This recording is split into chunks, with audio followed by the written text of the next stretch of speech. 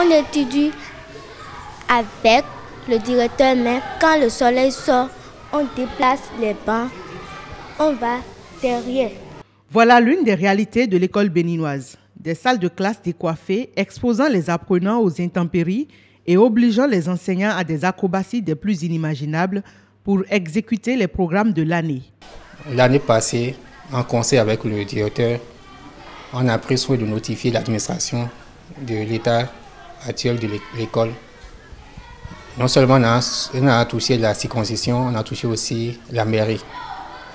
Mais à notre grande surprise, là, à la reprise de cette année encore, on a constaté que l'état de l'école est tel que cela était l'année passée. Ailleurs, ce sont des établissements inaccessibles en période de pluie.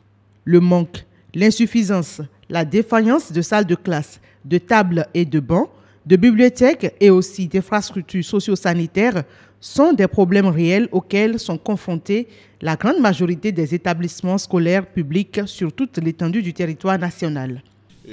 Au 31 décembre 2006, nous avons un besoin de 668 salles de classe au niveau de la maternelle, donc du préscolaire. En ce qui concerne l'enseignement primaire, le besoin en salles de classe est de 10 850 salles de classe qui manquent au niveau de nos écoles dans les différentes communes, dans les différents arrondissements et dans les différents villages. Au niveau de l'enseignement secondaire, c'est 4 292 salles de classe, enseignement secondaire général, premier cycle et second cycle confondus. Et au niveau de l'enseignement technique, c'est 66 salles de classe qui sont exprimées en termes de besoins pour que les situations enseignement-apprentissage se fassent correctement. À ce déficit d'infrastructures s'ajoute la problématique des litiges domaniaux et des sites scolaires difficiles d'accès.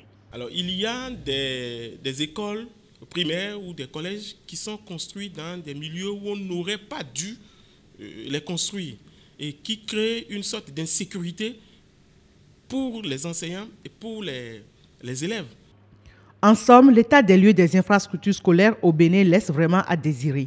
Cependant, les perspectives pour y remédier ne font pas défaut. Actuellement, nous sommes en train d'élaborer un nouveau plan sectoriel de l'éducation et de la formation pour le Bénin, pour la période 2018-2030. Et pour cela, en tenant compte des déficits dont je viens de parler tout à l'heure et des capacités financières de l'État et des capacités physiques de l'environnement et des différents prestataires. Prenant également la mesure de la situation, le gouvernement, à la faveur du Conseil des ministres en date du 13 septembre 2017, a décidé de la création d'une agence de construction des infrastructures dans le secteur de l'éducation assise.